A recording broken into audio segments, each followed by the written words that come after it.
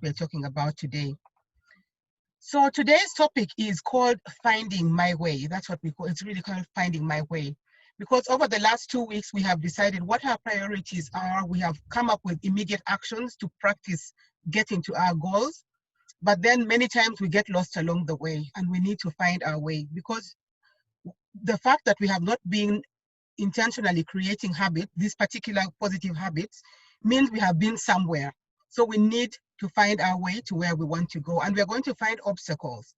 Those who use GPS a lot, like me a lot, sometimes you get to a place and you feel you're stuck. So you have to park your car by the side of the road or stop walking and look at the GPS again. Is this the road taking me to where I need to go? Is there an alternative route? You have to find your way among the obstacles. So we'll look at, okay. So we've talked, I'm not going to go through this again. We've talked about people creating their immediate actions. Maybe I'll just ask quickly, what was your experience in creating your immediate actions? Remember, you had the wheel of life. You had you created your wheel of life, and I said, can we make sure that we each put an immediate action, something you're going to do in the week that ended today? I just want 1 or 2 people to share as they were creating their immediate actions. Did you have any negative emotions? Did you experience any negative emotions? Is there anything you were not able to execute? Do you know why you were not able to execute? Do you see any challenges ahead of you as you plan to implement your actions that you have put in place? I just want any volunteers, 1 or 2 people. So what was your experience as you were creating those immediate actions for your wheel of life? And the week before, we created longer term plans for the month and even longer. What was your experience? Any negative emotions? Any feelings that I won't be able to actually do this? Why do you think you had those experiences? Anyone wants to share? I'll share mine. Yes, Tracy. Mine was a feeling of fear, Mm-hmm. and fear that what I would say would not count, Uh-huh. because the people, where I work, I'm the youngest. Mm-hmm. So I feel when people speak with so much experience, they know what they're saying. Right. So I feared that if I speak in these meetings, I'll be like, am I even making sense? Uh-huh. Yeah, so it was mainly the feeling, anyway, being inadequate, like that was Right. the feeling, yes. Right. Uh-huh. But then I just kept pushing myself, like, you have to say something. Yeah. Because I was saying, you are invisible if you do not speak. Mm-hmm. Yes, you Right. may be sitting in a meeting, but you're not visible. So that was Mm-hmm. one of the things pushing me. You just have to speak Mm-hmm. and see. Yes. Right. Uh-huh. So you experienced some fear. Interesting. Yeah. Okay. Uh-huh. Interesting. And I'll just share a personal experience. There are groups that I sit in, committees that I sit in, where, for instance, one of them where I was recently recruited, where I'm the only lady, and even then I'm one of the younger people in the group, and so many times I feel that I am actually speaking too much, and sometimes I'm like, you need to stop speaking. You're being too pushy, too demanding. I'm like, we need to have these demands. These are the levels we have to have. And there's something in my mind that keeps saying, you are the newcomer in this group. Why are you trying to push the agenda? So the fear can be in both ways. You may be too afraid to speak up, or you may be afraid that you're speaking too much. So it actually, all these experiences happen and they are valid. Anyone else wants to share before we move on? Maybe one more person. I see Provia, you're unmuted. So the negative emotions that come by is for some of the actions you have tried them before, and Mm-hmm. like you tried to set a pace for them, Mm-hmm. and you failed at some point. So Mm-hmm. you're like, okay, let me try this again. But there is that, like you were speaking before, that fear and uncertainty that, Mm-hmm. maybe I may also, because I'll be good at doing it, like during these sessions, like, Mm-hmm. because maybe it's assigned, Uh-huh. it's an assignment, but then when Right. it's not really an assignment that I have to report to, then I may not like really do it.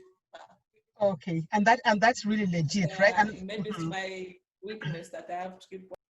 right, and that's absolutely legit. And as we talk, you're going to see that actually that happens to a number of people. So because of time, let's move on. Let's move on. So one thing that each of us has to remember is that these obstacles that we face, so these negative feelings, these voices we hear in our minds, if you don't address them, they will plague you forever. It will always be there. Does anyone have a perfect will? Will I be able to continue with this after this session stops?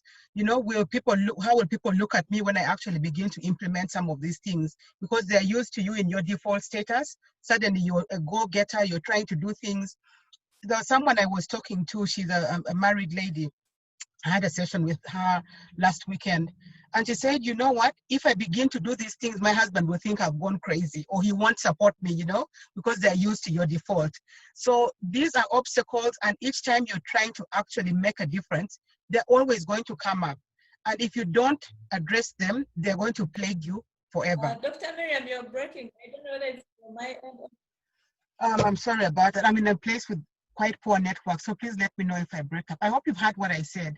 So what I'm saying is that these obstacles that we meet are always going to be there unless you become intentional in addressing them. We need to become intentional in addressing them.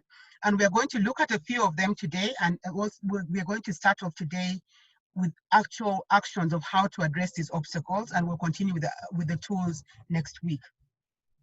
So one thing that we all need to remember is that none of us is perfect. We are not perfect when we start doing something. When we start implementing something, we are not perfect, but our objective is to get there. As he listening to the story of Mother Teresa, some of you know about Mother Teresa of Calcutta. She was this lady from a rich family, and then she decided to leave her family and move to the poorest neighborhoods of India to help the poor. She used to go to the streets. You know, poverty in India, if you think you've seen poverty in Uganda, the one in India is like 1,000 times more. So she used to go out in the streets. She formed a group of sisters, of nuns, and they bring out people from the streets. They help the dying and they help the poor. And so one time a news reporter asked her, she said, Teresa, what is your definition of success in this work that you're doing? And she said, you know, I actually don't know where I'm going to reach, at what point it's going to be called success. But for me, just making a difference in the life of one person, helping one person die with dignity is success. And so we need to remember that none of us is perfect on the day we begin. You just need to start. The only way that we are going to become good at anything is persisting. When I started Care 360, I remember I didn't even know what exactly it was going to be. All I knew is that this, in my mind, this is what I think it should be. And I got to a point and said, you know what, you need to start and things will happen along the way. And that is what I did. And so if you don't know what the obstacles you are facing are, then it's going to be impossible for you to go far. And that's why I'm dedicating 2 sessions on focusing on what these obstacles are, okay? And normally in the in-person classes, we actually do these for 3 sessions, a full day for 3 different days to go through what these obstacles are, break them down, and actually begin to act on them. So the first concept we are going to talk about is called inertia. I'll ask you a question and I want you guys to respond, and I hope you know the answer to this. So there were 3 birds that were standing on a tree, on a branch, and then 2 of the birds decided to fly away. How many birds do you think were left on the branch? So 3 birds were on the branch of a tree, 2 decided to fly away. How many were left? 3. 3. All Why the were they 3. all the 3? Anyone else wants to guess? I think they all flew away. Someone says they all flew away, someone says 3 were left. Can we have each person explain their answer? Okay. Okay, the one who said they all flew away, yes? Let's start with you. I say they all flew away because of, should I say bandwagon? Bandwagon effect, okay. Yeah, the 2 flew away, and then this one was probably startled by them flying away. So it just did the action out of impulse without even thinking about it. Okay. It's like you're sitting in a room and people suddenly run away and you also run along. You're like, I don't know what it is, but I'm running. Anyone Yes. else? Yes, the other person who said they all stayed. Why do you think they all stayed? I'm the one who went with they all stayed because, Yes, Eva. Mhm. Can you hear me? Yes, we hear you. So they all stayed because the two only decided to fly, but it does not say that they actually flew, decide to fly. So in short, Right. all the three of them remained. One Oh. did not even decide. The two decided but did not make any effort to move. Oh, So all oh. the three remained. Excellent, and that's the correct answer. You know, at the end of the day, the ones who decide and the ones who don't decide, if no action is taken, there is no difference. There's a saying, I don't know if you guys have heard it, it's a proverb that says, the road to hell is paved with good intentions. Just because you have a good intention does not make you any different from a person who has no good intention, provided you do not act on the intention. And that is why in the Mentoring Minds program, both for young people and for adults, all our Mentoring Minds programs, it is a hands-on. We could have, I know many of you have attended like self-help workshops where they sit, they talk to you, and at the end of the day, you go. We guys are very intentional about action, because just because you have a good intention, you walk out of the room and say, yes, this time I'm changing. It doesn't mean you're going to change. It doesn't make you any different from a person who did not attend that session. It doesn't make you any different from a person who did not read the book. The point is, what do you do with your decision? Are you going to act? Are you not going to act? And that brings us to this concept. I just want us to look at this flow chart.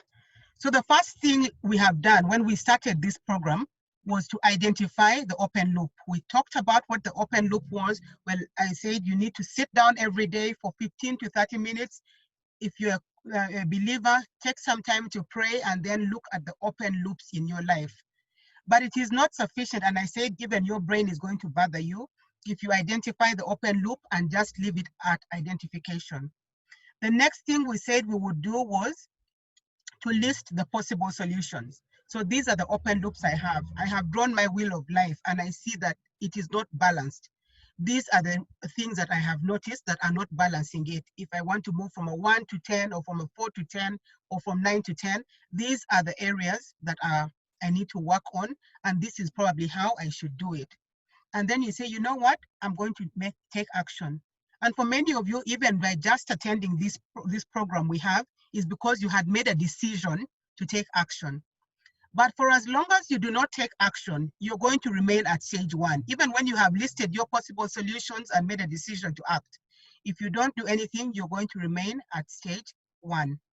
So the next thing you need to do is to take action. You have identified the loop, possible solutions, written them down, decided to act, then you need to act. And we make with Care 360, we have all these tools that I'm sharing with you because we believe that once you have things written and you can visualize them, then you can actually take account of what you're doing. In finances, people who do finances, they actually know about money, but the point is it has to be written down to take stock. You know, what has happened? This is the amount of money we had. This is how we're going to spend it. This is how we have spent it. Anyone who budgets, even if it is you're a student, pocket money, your parents give you 50,000 and you budget for it. You may not be writing it down, but mentally you are budgeting.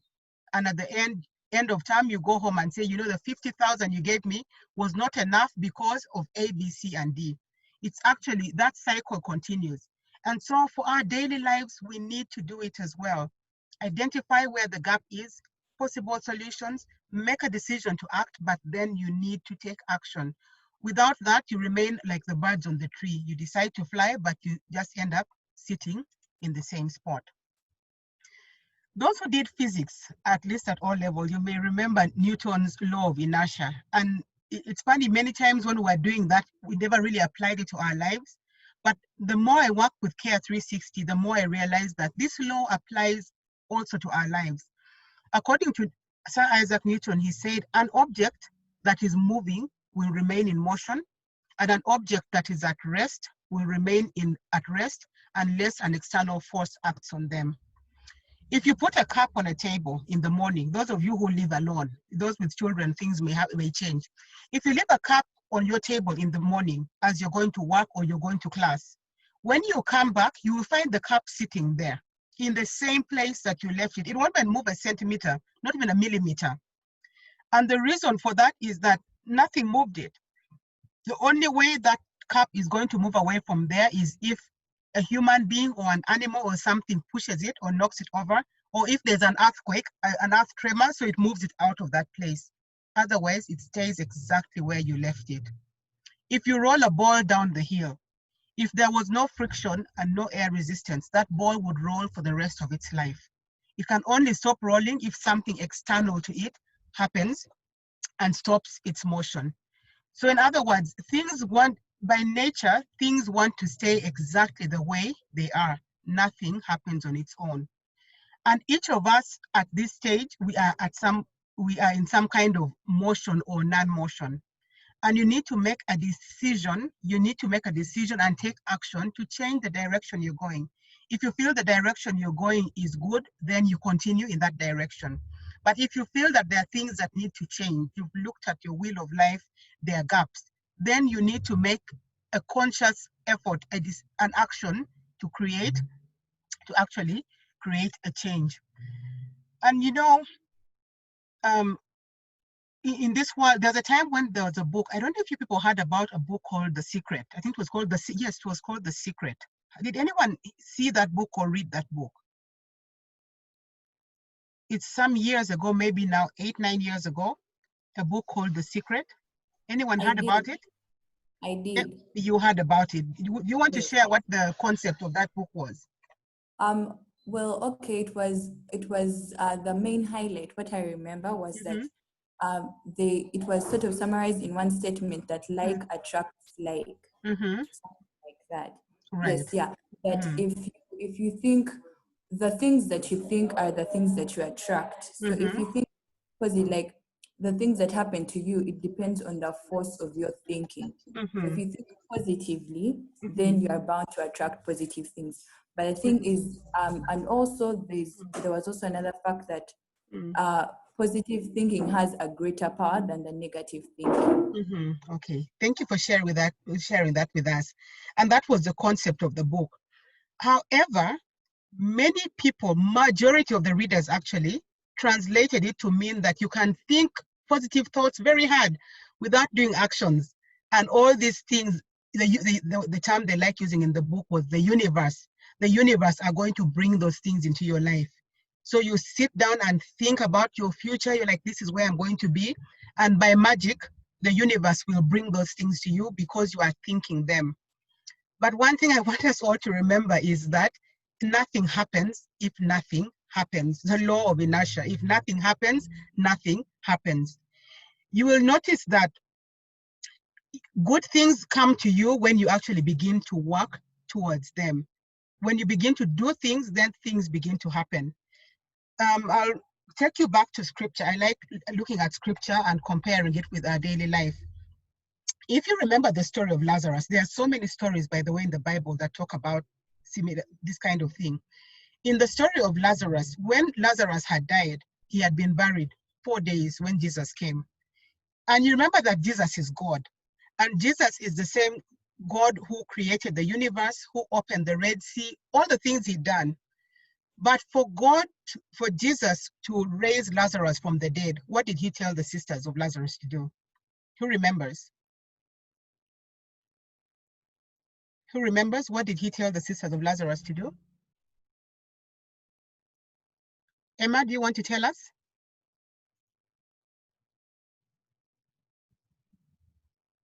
Anyone wants to tell us? Who remembers what happened? Are we there? Or am I talking to myself? Hello? Yes, Pearl. Yes. Emma, yes? Emma?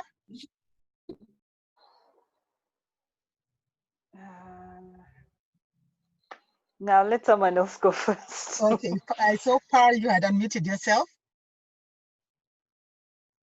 Pearl, you want to tell us?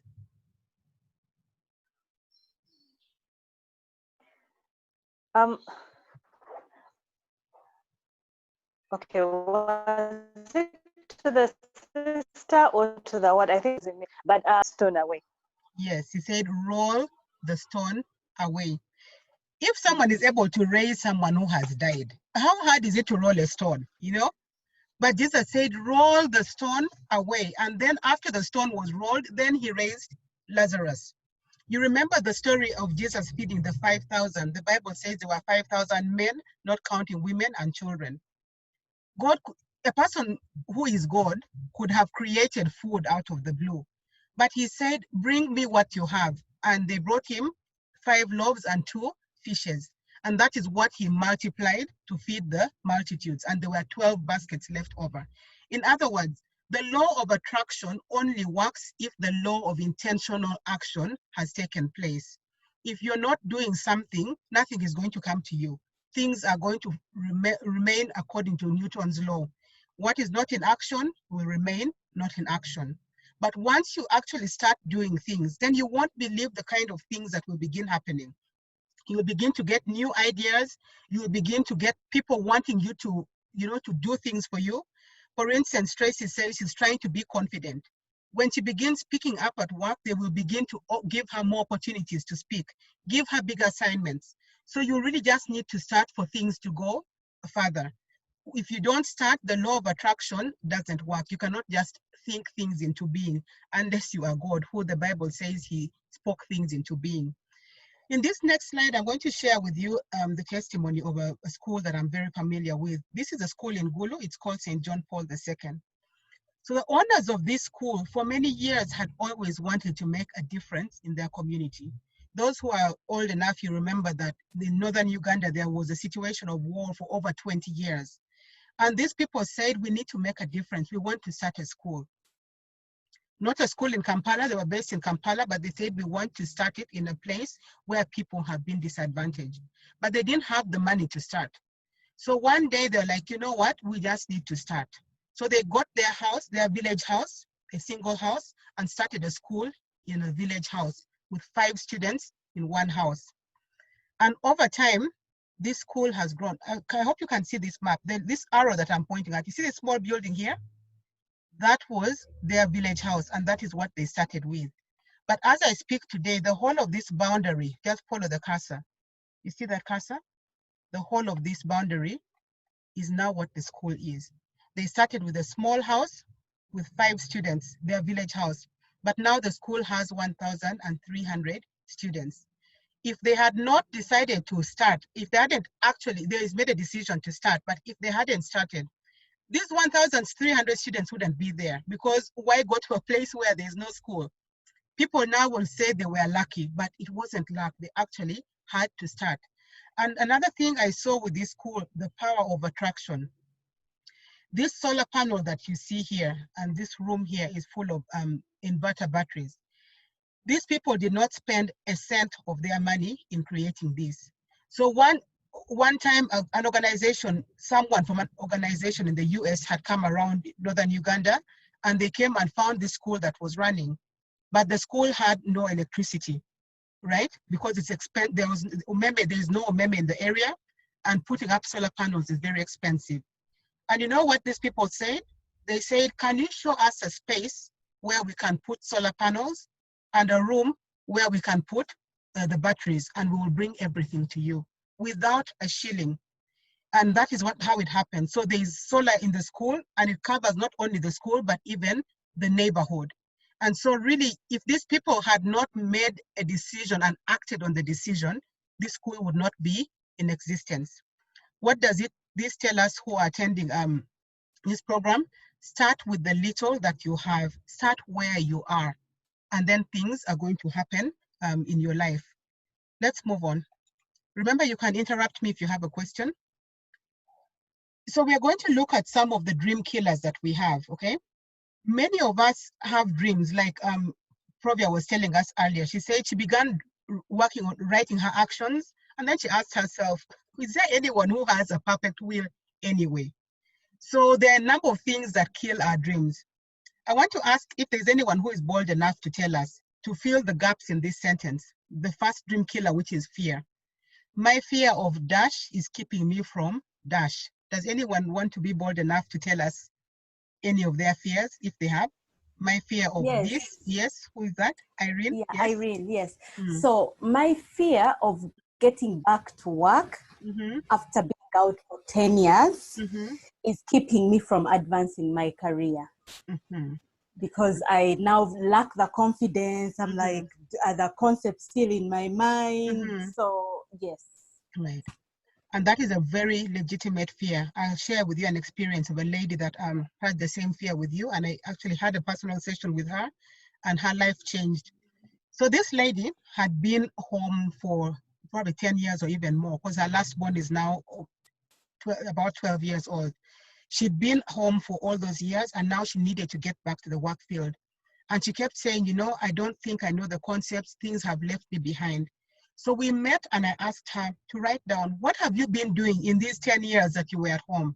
And she wrote the things down. I was looking after the home, running the home. There was a small family business. I was running that. So she wrote down everything. I did a bit of farming, a bit of this.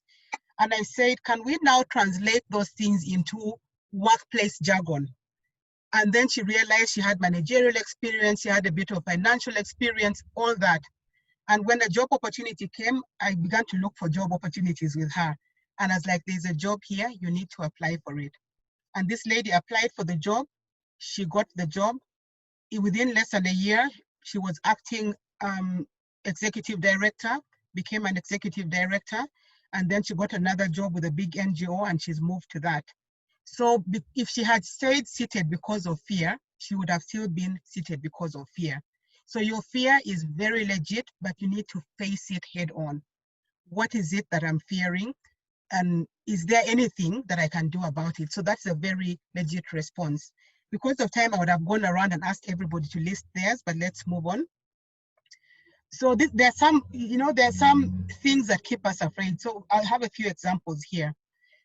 Sometimes, like when I told you guys to sit down on the first week and write down where you want to be in 15 years, if there was no possibility of failure, you must have sat down and written.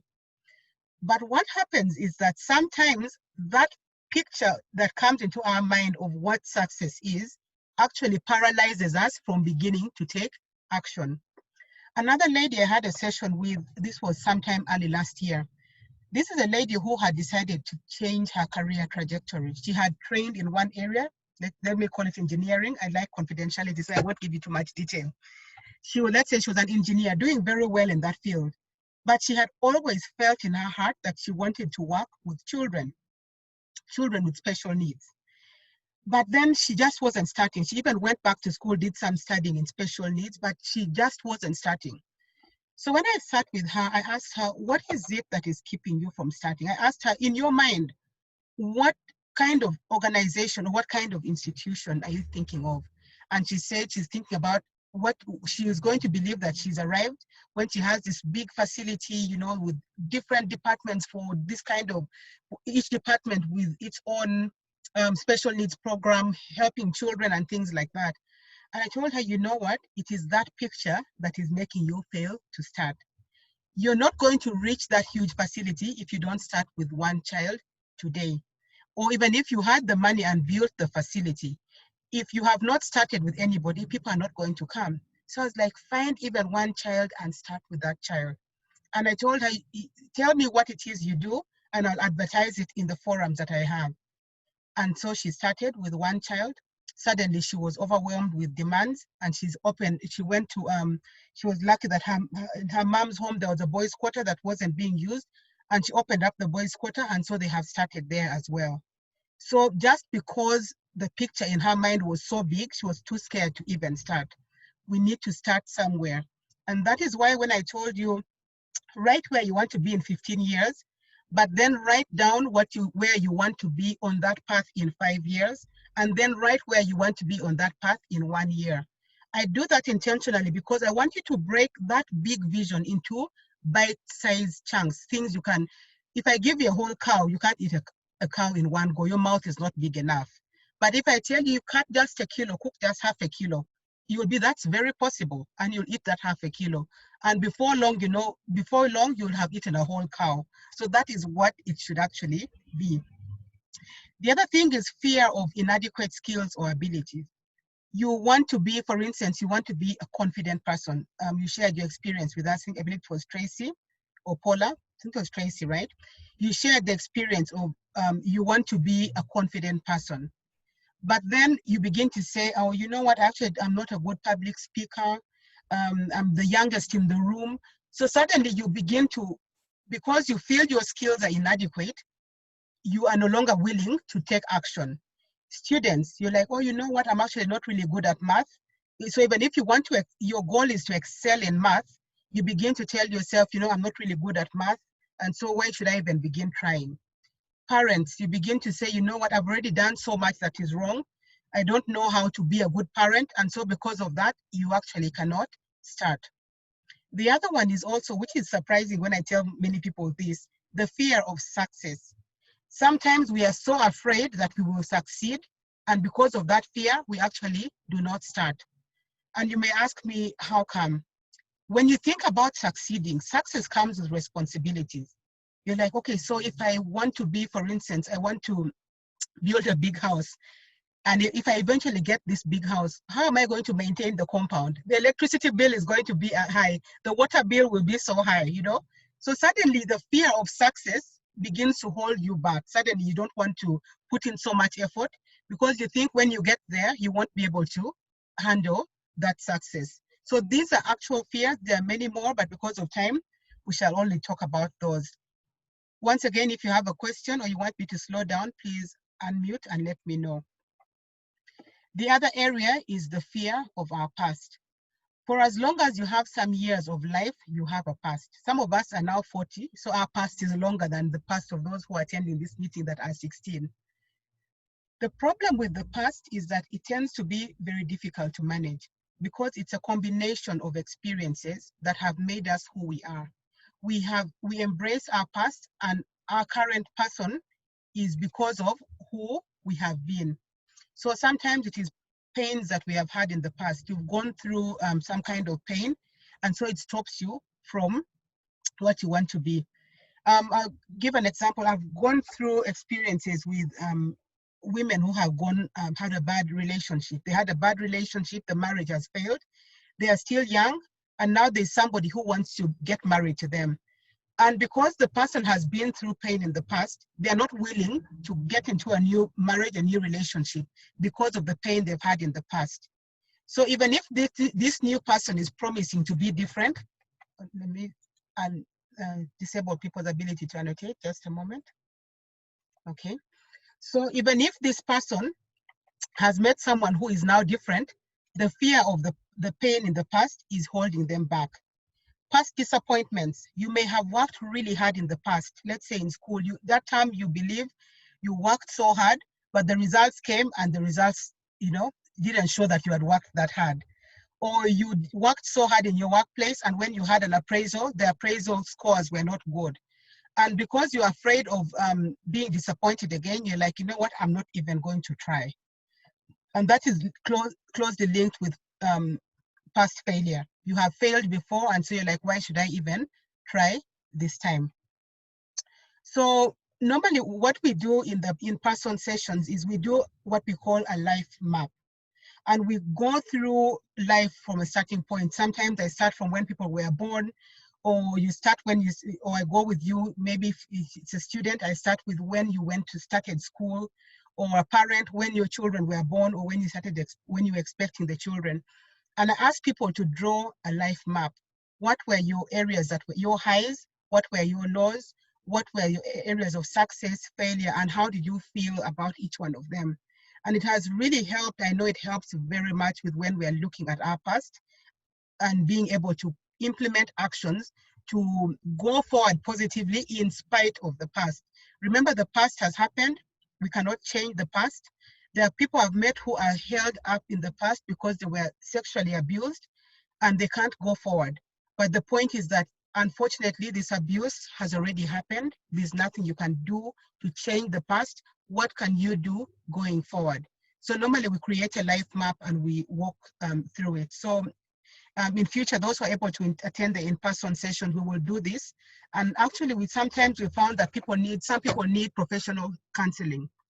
But unless you know where the problem is, you have looked at this map, then it's hard to actually help you even professionally.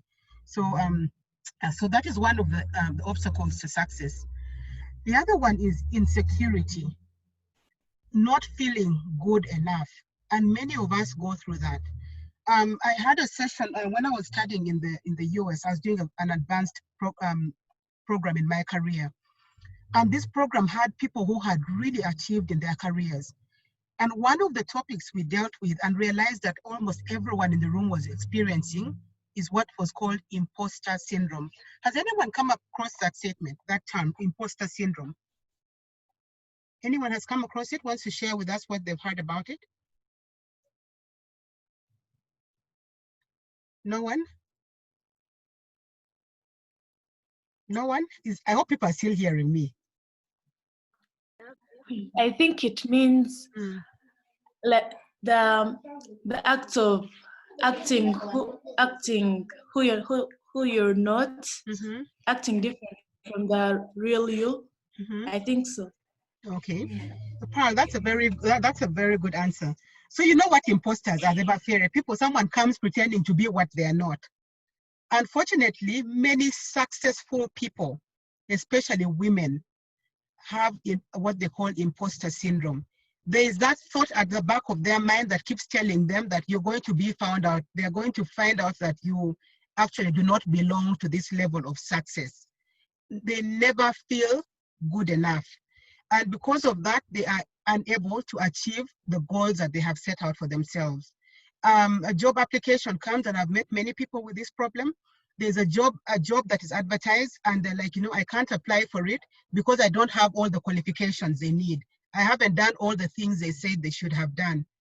I sit on a number of boards, and so we interview people for senior management positions. And I tell people that if you have, let's say they're asking for 10 characteristics and you have 6 of them, sometimes even 5, please apply for the job. The worst that can happen is that you won't be shortlisted. But if you have a good application, we usually call you in for the interview because we need to see you. We're like, who is this person who is bold enough to apply? And many times, even if you don't get that position you applied for, we may realize that there's another opening that you actually may fit for, and we'll call you later. This lady I told you about earlier on, when she applied for the position I'd asked her to apply for, they interviewed her and she said they told me that I didn't have what they needed to take on that position that I applied for. But there was another opening in the organization, and they asked me if I was willing to be in that position, a senior position. And so she took it up. So you need to be bold enough to do that. When I was just starting out to work, I was in my 20s, and there was this institution that was really, some of you may know the Infectious Diseases Institute. Those days, it was the place to be. And I had no good parents, And so they advertised a position that was senior. And I knew that I didn't have the qualifications for that job. But I was like, you know what? No one said you cannot apply if you don't have the qualifications. So I applied for the position, and good enough. So I did a good application. And that's one thing that we also do, by the way, at Care 360. We help people create professional CVs. So I made a good application and submitted it, and I was called for the interview. And I did the interview. And a few days later, I got a phone call, and they told me, you did this interview really well, but you're too young for the position. So we need an older person for the position, and a person people who are older are going to listen to. And for that reason, we've not given you the job. But a month later, I was called back by the institution. A new position had opened at the workplace, also quite senior. And they're like, according to your CV, you were truthful. You showed us that you didn't have the experience. But by listening to you and looking at your confidence, we think you can land this job. And I got the position, and I have grown in that position to a very senior position. So you need to get over this fear of you're not good enough. Even when the voice tells you at the back of your mind, you're not good enough, tell it to hell with you, I'm going to go ahead. Because otherwise you're going to remain where you are. The other thing that I'm still in feeling that we're not good enough, many of them also come from our past. We've had our parents telling us things, unfortunately, some really negative things. Teachers or the people we admire, someone you admire tells you something negative about yourself, and suddenly you feel you're not good enough. When I was in primary school, I like sharing my personal experiences because they've made me who I am. When I was in P6 in primary school, one of my teachers, my class teacher, who was also the math teacher, during a math lesson, he found me counting my fingers, which I still do to date. And he shouted at me in front of the class. He said, Miriam, you're still counting your fingers in P6.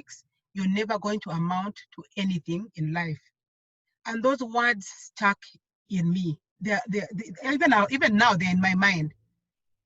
Then when I told my parents that, they got me a teacher to coach me in math. And that teacher was a family friend. She started coaching me in math. And one day she called my parents and told them, you know, Miriam will never be able to do sciences. Let her focus on arts. You guys, I was 12 years old, but this is what the teachers, this experienced teacher who was teaching secondary school was telling my parents. She will never be able to do sciences well. Let her focus on arts. I mean, in P6, do you even know what sciences and arts is? What, you know, what that difference is? But those were words that were spoken into my life. And yet when I was in P3, I had decided I want to go to Namagunga. And we had no connections in Namagunga, and to go to Namagunga, you needed to get a 4. And I'd always wanted to be a doctor. So now I am in P6, at the helm of P7. I'm told I'm not going to amount in anything in life, and I cannot do sciences. In other words, my future was decided. But later on, and my journey to Care 360 really began when I was in P7. I'll share this with you maybe one day when I have time. But I had to consciously fight off those negative words, the words that I had that were negative. And I began to study and I began to teach myself. And to cut a long story short, I really excelled throughout my academics, and now I'm really in the middle of sciences. My life is sciences. I'm a medical doctor. So, but the words that these people spoke into my life gave me the sense of insecurity for a long, long time. It took the grace of God to get me to where I am. So people are going to speak into your life and make you insecure. Some of us have already had these speeches in our lives, but we need to take action to actually overcome these feelings. Now, for the younger people, some of us are living on social media. We are designing our lives according to the Kardashians or whoever else. I no longer know who is who in the social media world. So because we have made these celebrities, and the celebrities have become our yardsticks, we feel that we are not good enough because we are not as good as a particular celebrity in Uganda or wherever. And so because of that, we are unable to take action to do the things that we want to do for ourselves. There are a lot of magazines that have these personality tests, you know. Is my relationship stable? Am I intelligent? And you do some of those personality tests and you find that you didn't score as highly as they said you should. And so you're stuck. You're not able to do anything to grow towards where you want to grow. So we need to be very careful. Sometimes the people who make us insecure, we cannot control them. Like I said, in my case, it was my teachers. But sometimes you can control it. Which websites are you going to? Who are you following on social media? You actually can control that. I have one of my senior nurses at work. She has really beautiful eyes. And so one time I commented and said, you know, you have really beautiful eyes. Now, men in this group and boys, can you please not go telling your workmates, female workmates, that they have beautiful eyes? It can actually be put as assault on your case. But I told her, you know, you have really pretty eyes because we work together for long, we are friends. And she said, are you sure? And I was like, yeah, why not? She said, you know, when I was young, my mom used to tell me that my eyes look like eyes of, look like eyes of a prostitute. So you can imagine this lady had had those words spoken into her life. And so when many, many years later, unknowingly, I compliment her eyes, and she actually was shocked. She said, you know, I'm actually very self-conscious because of those statements, that statement that had been made in my life.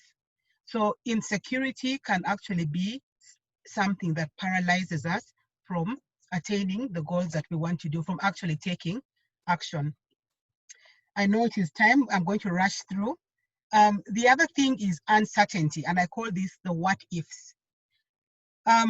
Provia shared with us how she suddenly realized that, you guys, is there anyone who has a perfect circle, right? So the what ifs. What if I do my best and something prevents me from achieving my goal?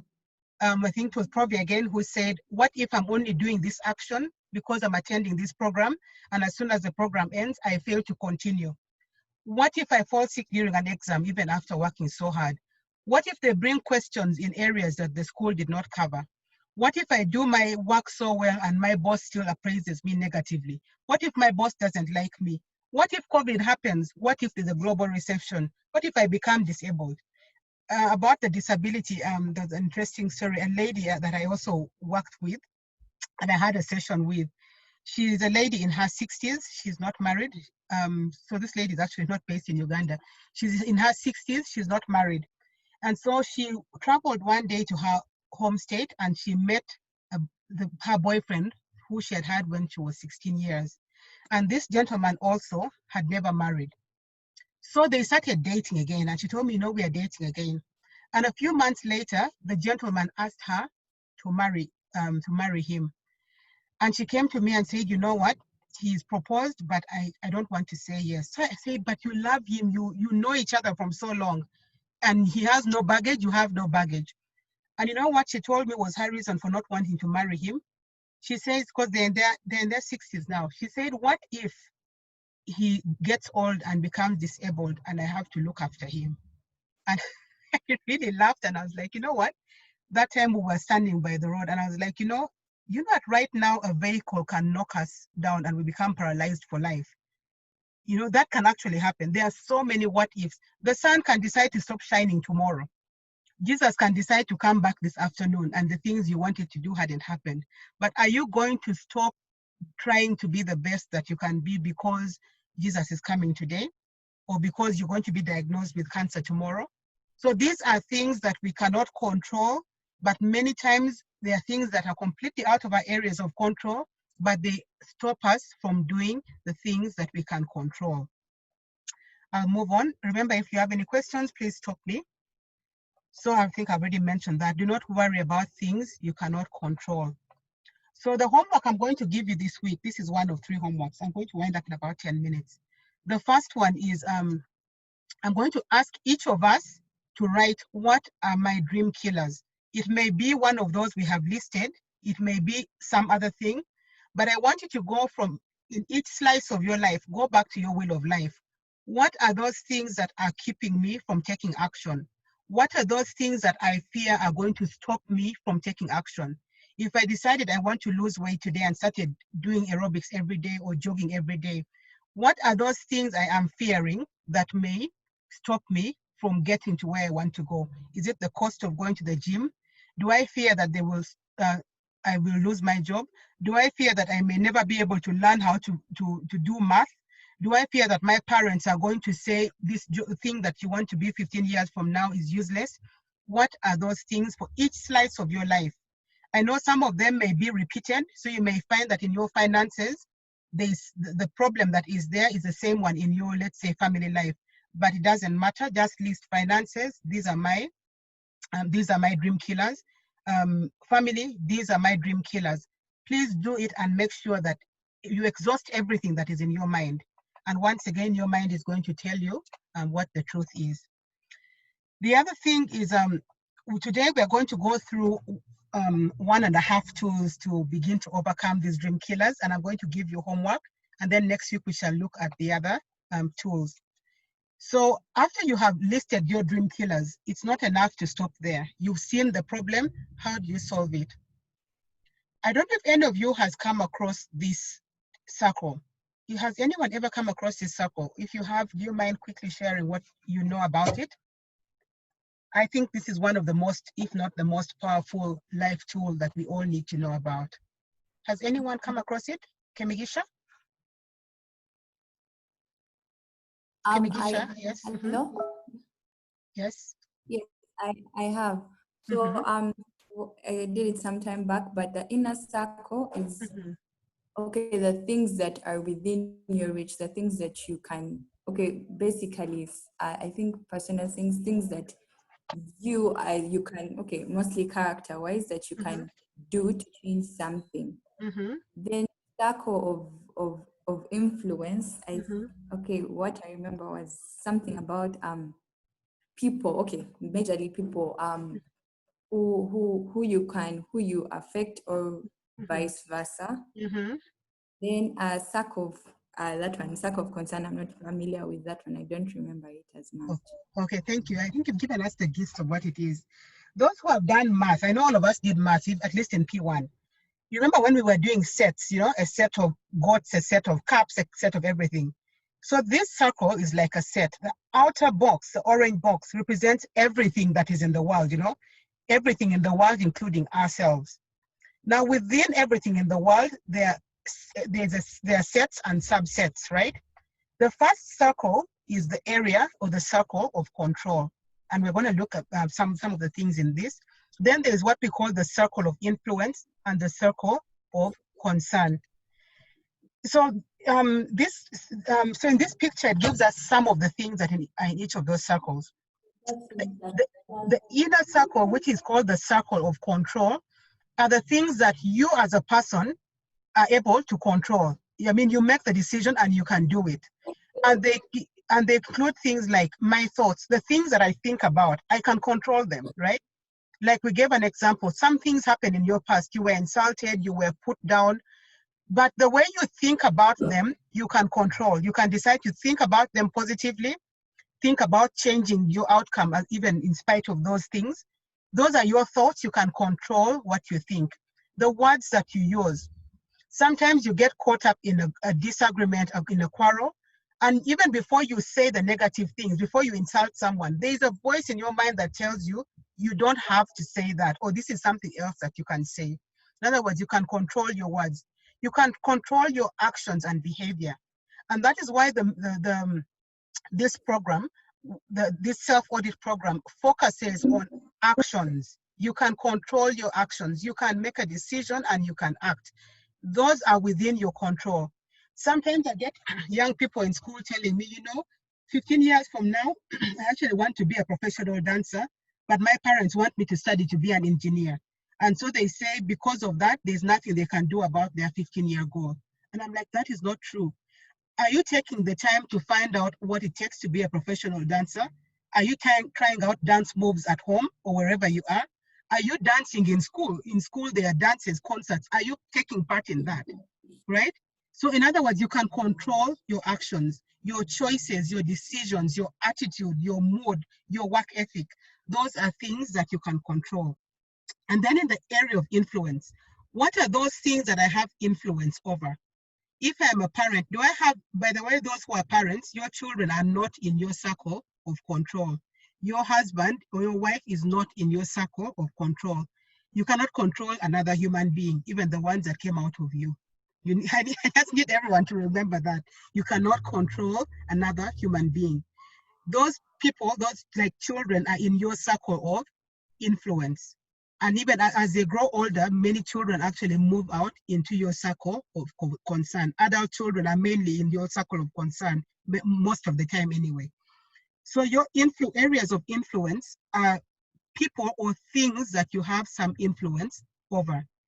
In the workplace, for instance, if you are a manager, you have more influence than someone who has no supervisory role. You need to remember that. So if you have no supervisory role, for instance, the amount of time you spend thinking about the strategies of the organization should not be as much as the manager spends. Spend time thinking about your everyday work to be excellent in your daily work. Leave strategy for managers. When you're excellent in your daily work, then you will be elevated to become a strategist in the institution, okay? If your kids are in a school, for instance, ask yourself, how much influence do I have on this school? If the school has a policy of beating children and you don't like it, do I have any influence? Can I talk to the school and have them change? And you need to quickly think about it. Try to exert your influence. If it doesn't work, then decide, am I going to leave my children in this school or am I going to move to another school? So you need to think about the areas you have influence in. Make sure there are not too many, because if you spend too much time in your area of influence, then you're spending less time in your area of control. So you want your areas of control to be the largest circle, your area of influence to be the second largest, and then the area of concern should be the smallest, and if possible, non-existent.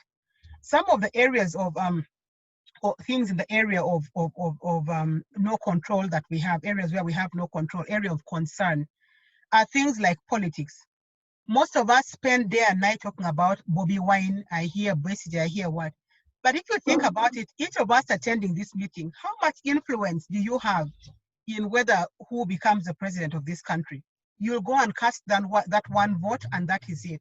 So you just worry about making sure you are registered to vote, and that on that day you go and vote. That is all.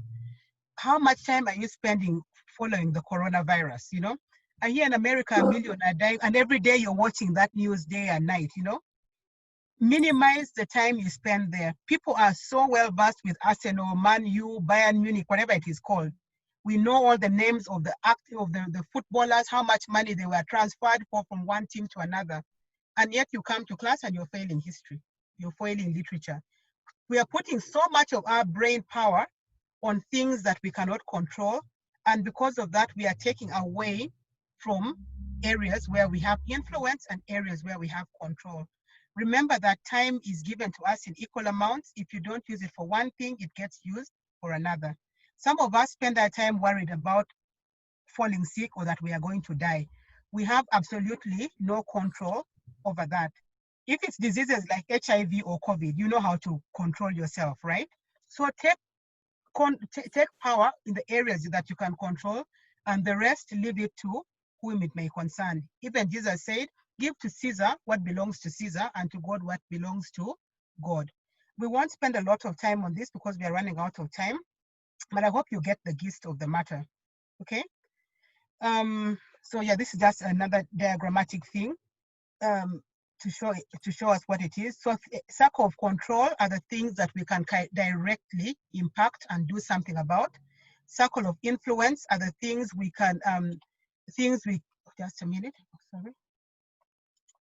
The circle of influence are things where we can achieve our aims through other people, the support of other people. And then the area of concern is they call the mourning zone. You're just complaining. My boss says that he doesn't like me. You know, there is a lot of COVID in the world. I hear that there's a new virus discovered where, or so-and-so wants to be the president. Those are areas of mourning. Please reduce the time that you spend there. When you are creating your action plans for your personal goals, as much as possible, make sure that the actions are related to things that you can control. And we're going to that next. So yeah, I've already mentioned that. So your homework number 2 is going to be classifying the actions that you have created. So look at your wheel of life, each of the slices of your wheel of life. Look at the actions that you have set in motion. And I want you to classify them. Are they in my circle of control, my circle of influence, or my circle of concern? I want you to classify each one of them. And then after you have done that, look at everything within your area of concern and take it away. So if you create an action that is within your area of concern, cancel it out and come up with another action within your area of control. If the action is within your area of influence, then it may be okay, but minimize the number of actions that depend on another person. I hope that makes sense. Minimize the areas of influence that depend on another person. If you want a promotion and you said my action is to tell my boss that I'm doing my action is to tell my boss that I'm doing a really good job, that is fine.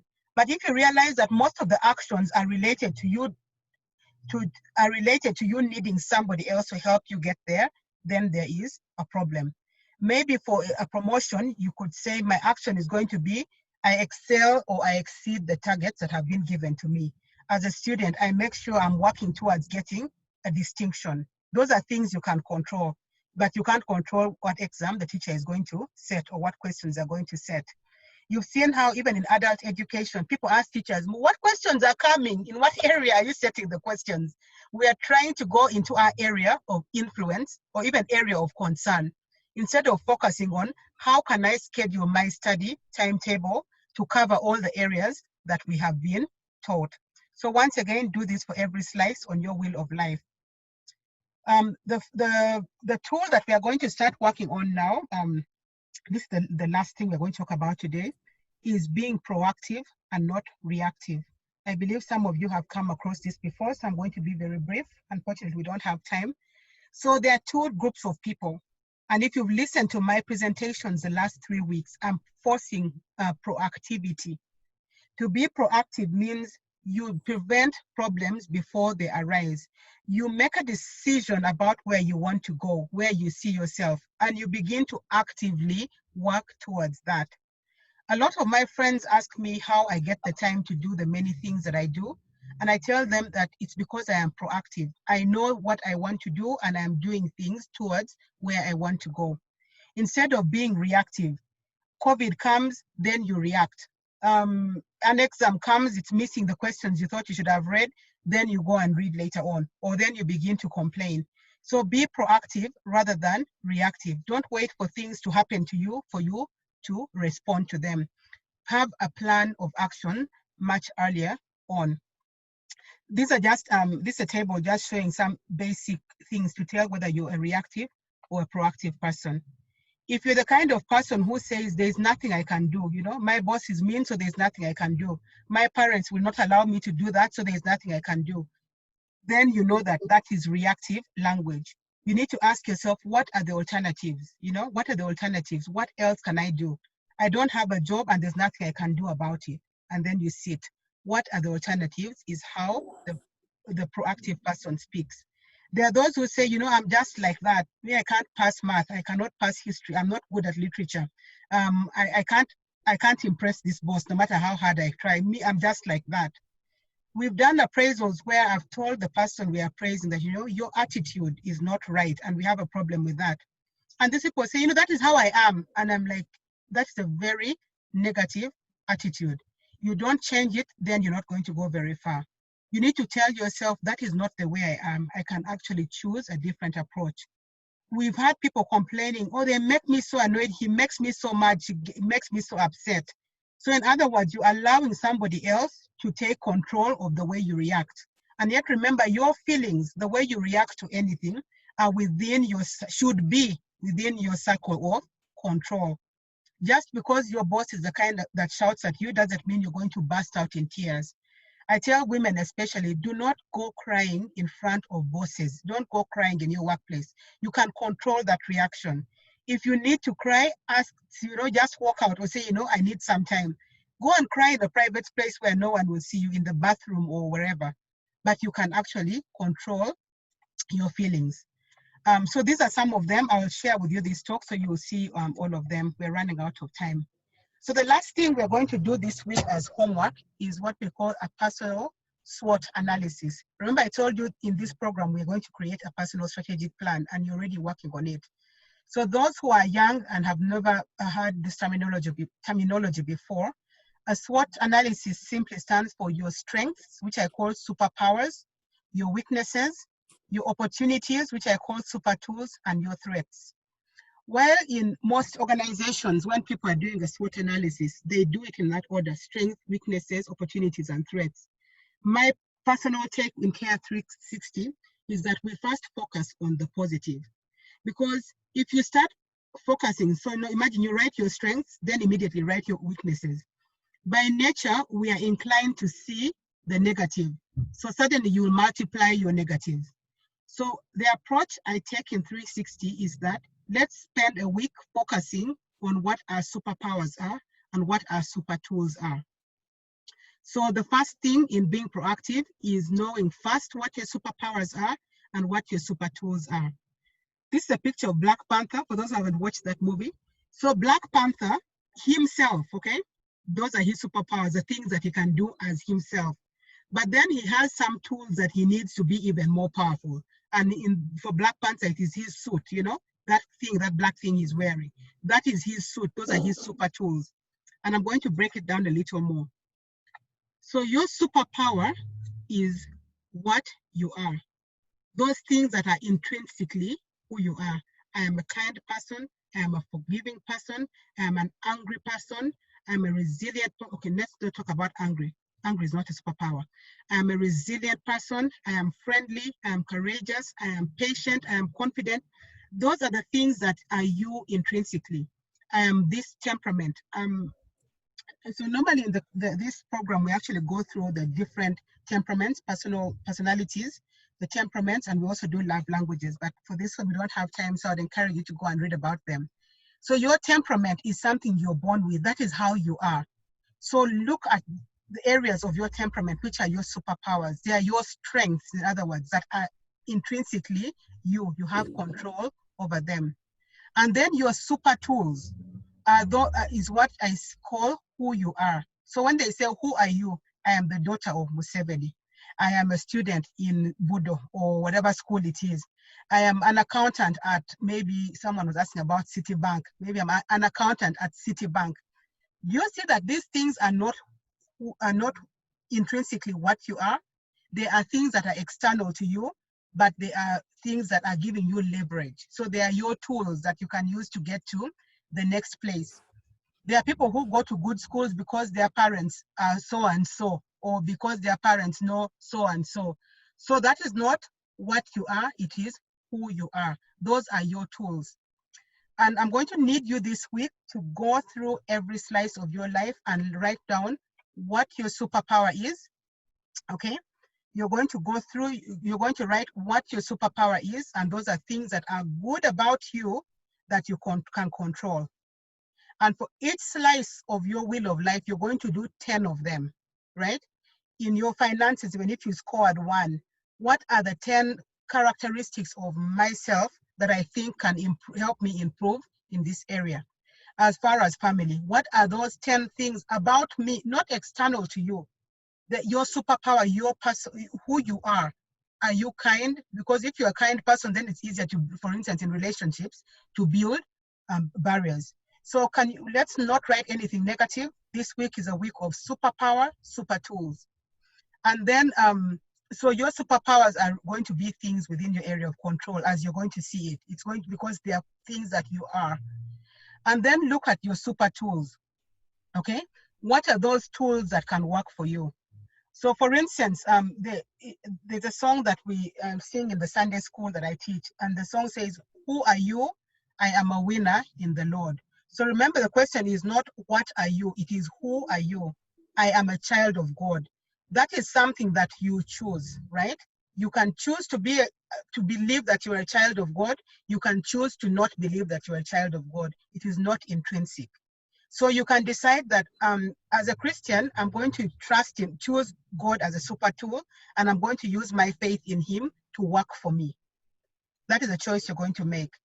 If your parents have money, there are people in this group who are young people whose parents are willing to sponsor things they do. How am I going to leverage that? Can I leverage that? If I want to begin to learn a skill, for instance, how am I going to ask my parents to leverage that? Can they buy an instrument for me? Can they pay for me to do a particular course? Some of you are here because your parents have paid for the internet for you to be here. Some are here because your workplace has allowed you time to sit aside and take part in this program. That is a super tool. So spend this week and write down your superpowers and your super tools. And when you look at your super tools, which ones can you influence? Write those down as well. So that is the homework I've told you about. I'm going to send the homework out to all of you as well so that you can spend time doing it this week. We've run out of time, unfortunately. We are going to go through the phone as well. I hope you're still tracking your phone use. And I'm going to ask you again this week to reduce your phone usage in the most used apps by 20%. So the ones that you reduced last week. So for instance, if last week WhatsApp was your most used app, and then this week, because you had reduced the time on it, it has gone down, but something else has taken its place. Reduce the time in that new app by 20%, but also do not go back to using your WhatsApp like you were using the week before. The 20% you've removed should remain off even in that one. I hope that is clear. And please continue your tracking again. Distribute the time you've removed into another activity that is in your action plan and keep track of that as well. That is it. I believe that is it for today. I'm sorry we've run beyond time, but I think it was worthwhile. Is there any question or anyone wants to share something before we wind up within the next 2 or 3 minutes?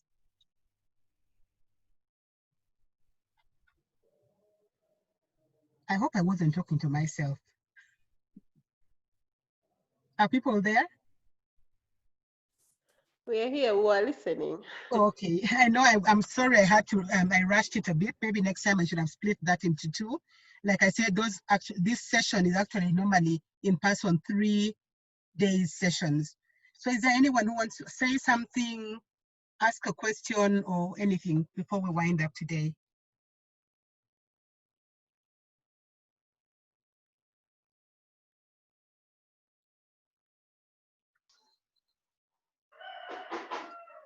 Anyone? Emma, I see you're unmuted.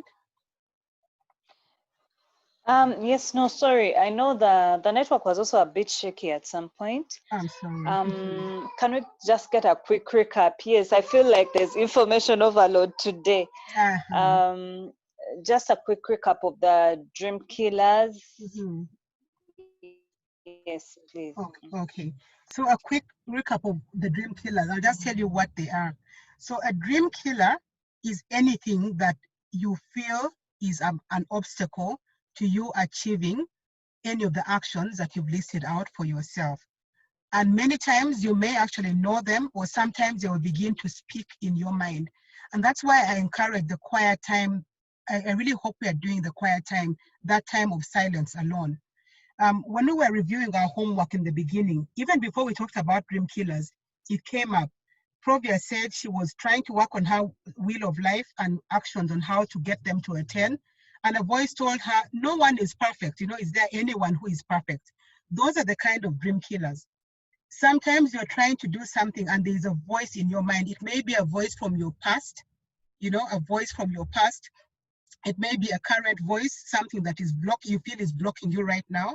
So I listed a few of them, things like fear, things like your past, things like not feeling good enough. Those are just examples. But you're going to find that as you write each of your actions, there are things you're going to say, I'm writing this action, but I don't think I can actually do it. A student, for instance, will say, you know, I really want to be a lawyer, but my parents want me to do sciences. So you get that kind of thing. Or you may be writing and you're like, you know, I really want to improve at my workplace, get a promotion, but my boss doesn't like me. So those are things, you will actually feel them, you know, so as you sit down and listen to yourself for each action, you're going to be able to hear whether there's something that is trying to block you from actually doing that action. Like you may want to start jogging every day and you feel that, you know, I don't think I'll have time to start jogging every day. So in that case, that is actually a fear of the future. It's a what if. What if I don't have time to jog every day? What if I fail to lose the weight I want to lose? What if my husband refuses to be on the same page as me? What if my parents refuse me to, you know, attend this extra training that I want to do? So those how I would define dream killers. I hope that it makes it a little clearer.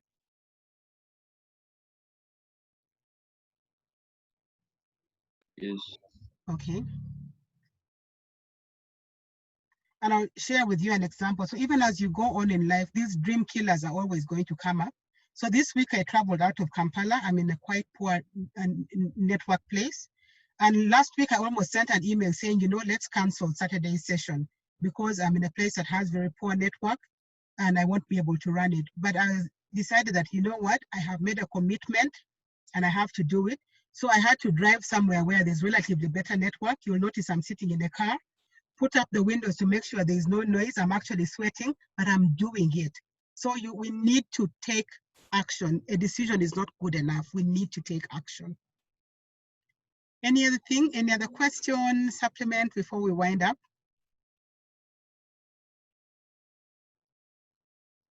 Okay. If there's nothing else, I want to once again appreciate you for taking the time to join this session. I'm going to send out the homeworks to you and any tools that you'll need for it and continue working on them. And when we meet again next week, we shall go through the remaining ways in which we can take action to get rid of the dream killers that we have in our lives. The most important thing is take action. The road to heaven is paved with good intention. To hell is paved with good intentions. If you have a good intention, you don't act on it, nothing is going to change. Okay, thank you very much everyone for joining. I see some people, I see Provia, and then the rest whose actual videos I can't see. Thank you very much for joining today. I hope you have a lovely week. And I'll send the link. Thank you to for the, your time. You're welcome. I'll send the link as soon as it is ready, so that you can re-listen to it if you need to re-listen to it. Okay? Okay. Bye, everybody. Bye, and thank you for joining. Put up my hand to Bye. Thank you. You're welcome. Bye. Thank you. You're welcome. Bye.